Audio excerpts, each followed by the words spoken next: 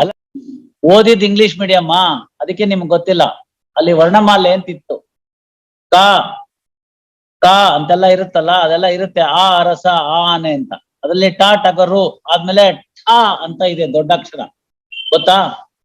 ಠ ಅಂದ್ರೆ ಠಕ್ಕ ಅಂತ. ಅದ್ರ ಕೆಳಗಡೆ ಒಂದು ನಾಡ್ ನೋಡಿ ಗಾದೆ ಬರ್ದಿರ್ತಿದ್ರು, ಠಕ್ಕ ಬಿಟ್ಟರೆ ಸಿಕ್ಕ ಅಂತ. That is the only line one has to remember while ordering the bail. Silver line that is to be considered in bail jurisdiction is I go back to first standard where my madam has told this.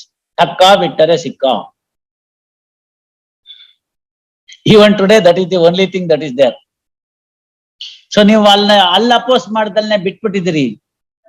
ಇದ್ರೆ ಅಲ್ಲಿ NBW ಆಗುತ್ತೆ. 439(2) ಯಾಕೆ? Correct madam, please understand. Wait ಇಲ್ಲಿ ಯಾವ್ದು ನೀವು ನೋಡಿರಲ್ಲ, ನಿಧಾನಕ್ಕೆ ಹೋಗಿ ಲೈಬ್ರರಿನಲ್ಲಿ ನೋಡಿ. 87ನೇ ಇಸ್ವಿನಲ್ಲಿ ಬರ್ದಿದ್ದಾರೆ. ನೇಸರ್ಗಿ ಸಾಹೇಬ್ರದೊಂದು ಜಜ್ಮೆಂಟ್ ಇದೆ, ಗೊತ್ತಾಯ್ತಲ್ಲ. PA ಕುಲಕರ್ಣಿ ಅವ್ರದ್ದೊಂದು ಜಜ್ಮೆಂಟ್ ಇದೆ. When once the non-bailable warrant is issued and surety notice issued, it is automatic cancellation of the bond. When once it is automatically cancelled, I need not again say under 439(2) that the bail is cancelled. This is a surplusage. Time ಕೊಡ್ತೀನಿ 10 ದಿವಸನ 15 ದಿವಸನ, that's a different issue. Examine that situation and come back if you want at a later point of time, if the special court again grants him the bail. With that liberty you can close the matter. Why it should be kept pending? Seek instructions. In the meantime ಮಧ್ಯಾಹ್ನ ಹೋಗಿ ತಗೊಂಡ್ ಬನ್ನಿ ಅವೆರಡನ್ನು. ನನ್ನ ಹತ್ರ ಇದೆ, ಎಲ್ಲೋ ಯಾರೋ court ಅಲ್ಲಿ ಇರುತ್ತೆ, ಟ್ರಯಲ್ ಕೋರ್ಟ್ ಅಲ್ಲಿ. ಅವ್ರನ್ನ ತಿರ್ಗಾ ಕೇಳ್ಬೇಕು, ಅದನ್ನ ಕಳಿಸ್ರಪ್ಪ ಅಂತ. ಅವಾಗ ತಗೊಂಬನ್ನಿ, ಮೆಮೋನ ತರಬೇಕು with a memo stating that this petition be dismissed if the need arises to revive the similar petition at a future point of time.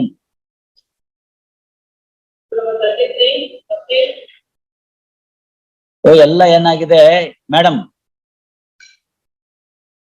C 21 ಅಂತ ತೋರಿಸುತ್ತೆ, 439 ಅಂತ ತೋರಿಸುತ್ತೆ. NJDG ಅಂತ ಇದೆ, ತಾವು ಗೊತ್ತಾ? ಅದು ನ್ಯಾಷನಲ್ ಜುಡಿಷಿಯಲ್ ಡಾಟಾ ಗ್ರಿಡ್ ಅಂತ. ಅಲ್ಲಿ ಮುಂದೆ ಅಲ್ಲಿ ಹಾಕಿದೀವಲ್ಲ ಕಬ್ಬನ್ ಫೋರ್ಕ್ ಅಲ್ಲಿ ಫೋಟೋ ಹಿಂಗ್ ತೋರಿಸುತ್ತಲ್ಲ, ಎಷ್ಟೆಷ್ಟು ಕೇಸ್ ಇದೆ ಅಂತ. ಅದ್ರಲ್ಲಿ ತೋರಿಸುತ್ತೆ ದೇಶದಾದ್ಯಂತ ಎಷ್ಟು ಪ್ರಕರಣಗಳು ಪೆಂಡಿಂಗ್ ಇದೆ ಅಂತ. ಅದರಲ್ಲಿ ಫರ್ದರ್ ಡ್ರಿಲ್ ಡೌನ್ ಮಾಡಿದ್ರೆ ದೇಶದಾದ್ಯಂತ ವಿವಿಧ ಹೈಕೋರ್ಟ್ಗಳಲ್ಲಿ ಬೇಲ್ಗಾಗಿ ಇರುವ ಪ್ರಕರಣಗಳು ಎಷ್ಟು ಅಂತ. ಅಲ್ಲಿ ಕ್ಯಾನ್ಸಲೇಷನ್ ಆಫ್ ಬೇಲ್ ಅಂತ ತೋರ್ಸಲ್ಲ, ಅದು ಸುಮ್ನೆ ಬೇಲ್ಗಾಗಿ ಇರೋ ಕೇಸ್ಗಳು ಎಷ್ಟು ಅಂತ ತೋರಿಸುತ್ತೆ. ಅದನ್ನ ತೋರಿಸಿದಾಗ 2021ರಿಂದ ಪೆಂಡಿಂಗ್ ಇದೆ, ಅದು ಗೊತ್ತಾಯ್ತಲ್ಲ. 825 ಅಂದ್ರೆ it must be somewhere in February March, whatever it is. September ತನಕ ಬರೀ 825, ಅದೇ ಕೋವಿಡ್ಗೋಸ್ಕರ ಇತ್ತೇನದು. Wait 10th September 2020 it has been filed. 10th September 2020 office objections ಎಲ್ಲ ಕ್ಯೂರ್ ಆಗಿ ಅದು ನಂಬರ್ ಆಗಿದ್ದು 825 of 2021 ಅಂತ. So it is 1.5 years old. How does it reflect on the efficiency of this court? Please see. ಅರ್ಥ ಆಗತ್ತ ತಮ್ಗೆ?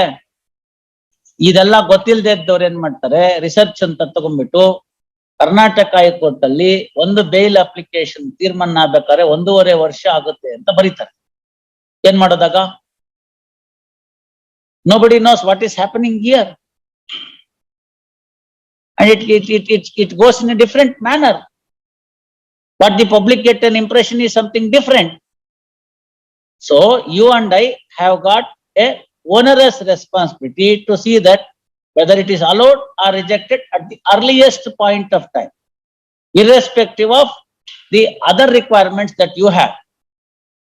ಯಾಕೋ case pending ಇದೆ, ಅಡ್ರೆಸ್ ಸಿಕ್ತಿಲ್ಲ, ಅದೆಲ್ಲ ಆಮೇಲೆ. ಈ ಕಡೆಗೂ ಆ ಕಡೆಗೂ ಒಂದು ತೀರ್ಮಾನ ಆಗ್ಬೇಕು. ಕೇಸ್ ಮೆರಿಟ್ ಇದ್ದು ಕೊಡೋಂತ ಕೇಸ್ ಇದ್ರೆ ನಾವೇ ಕೊಡ್ತೀವಿ, ಇಲ್ಲದೆ ಹೋದ್ರೆ Get a dismissal at the earliest. That's the point. There's no fun in keeping it pending, especially bail jurisdiction matters. It should be over. I am little bit touchy about this old matters of 2021. Bail jurisdiction should be very fast. I am there, morning 10:30 to 5 o'clock, 4:45, 5 o'clock. Get listed as many cases. I have never rejected a single memo.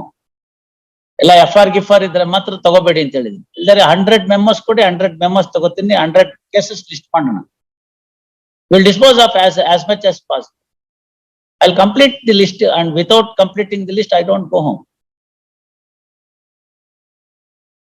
So cooperate. ಇದು ಲೆಕ್ಕಕ್ಕೆ ಮಾತ್ರ ಇದೆ, ಇದರಲ್ಲಿ ಏನು ಉಪಯೋಗ ಆಗೋದಿಲ್ಲ, ನಿಮಗೂ ಆಗಲ್ಲ, ನನಗೂ ಆಗಲ್ಲ. ಸುಮ್ಮನೆ ಕೆಪ್ pending. That should not be the spirit. If you want, if the need arises, you renew. With that liberty, I'll close the matter. Come out with that memo on the next date of hearing, 18th of March.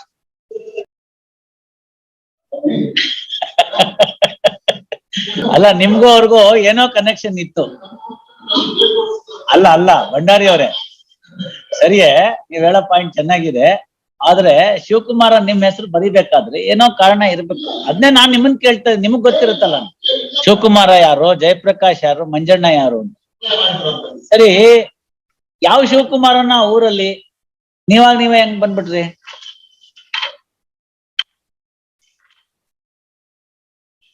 ಎಷ್ಟೊಂದ್ ಜನ ಶಿವಕುಮಾರ ಇರ್ಬೋದಲ್ವಾ? ಅಲ್ಲ, FIR ಅಲ್ಲಿ ಎಲ್ಲಿದೆ ನಿಮ್ಮ ಹೆಸರು? ಅಲ್ಲ, ತಾವು FIR address ನೋಡಿ. ಶಿವಕುಮಾರ್ A2, ದಾವಣಗೆರೆ, ಕರ್ನಾಟಕ, ಇಷ್ಟೇ ಇದೆ. ಯಾವ ಶಿವಕುಮಾರನು? ನೀವ್ ಯಾಕೆ ಬಂದ್ರಿ?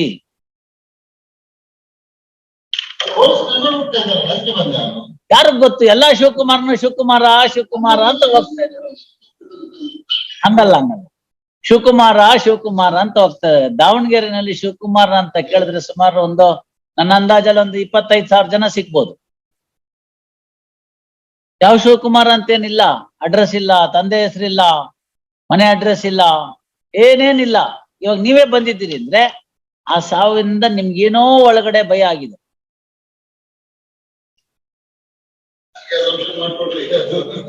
ಇದ್ದಿರೋದಕ್ಕೆ 438. ಎಸ್, ಏನ್ರಿ? mere mentioning of a name in the death note is not sufficient that he has abetted for the suicide. That is the latest trend.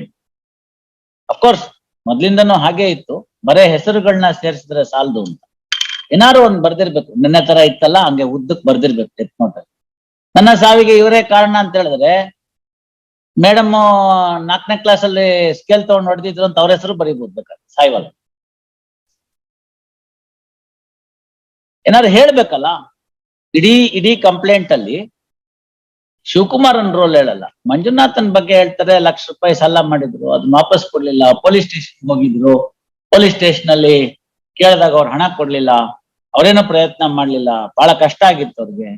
ಅದಕ್ಕೆ ತಿರ್ಗಾ ಫೋನ್ ಮಾಡಿ ಕೇಳಿದ್ರು, ಅವ್ನ್ ಕೊಡ್ಲಿಲ್ಲ. ಏನ್ ಅವ್ರಿಗೆ ಹಣದ ಮುಗ್ಗಟ್ಟಿತ್ತೋ ಗೊತ್ತಿಲ್ಲ, ₹1,00,000 ಒಬ್ಬನ್ಗೆ ತುಂಬಾ ದೊಡ್ಡ ಹಣ ಆಗುತ್ತೆ, ಅದಕ್ಕೋಸ್ಕರ ಅವ್ನು ಕೊಡ್ಲಿಲ್ಲ, ಅದಕ್ಕೆ ಸತ್ತೆ ಅನ್ನೋದು ಓಕೆ. ಬಟ್ ಸುಮ್ನೆ ಶಿವಕುಮಾರ, ಜಯಣ್ಣ ಅಂತ ಯಾರೋ ಹೆಸರು ಬರೆದಿದ್ದಾರೆ. ಏನೇನಿತ್ತು ಅಪಿಯರ್ ಆಗ್ಲಿ ಬಿಡಿ, ನಿಮ್ ಮುಂದೆ ಕೇಳ್ಕೊಳ್ಳಿ. ಎಸ್, ಬರ್ಕೊಳ್ಳಿ. ಹಾರ್ಡ್ ಶ್ರೀ ಭಂಡಾರಿ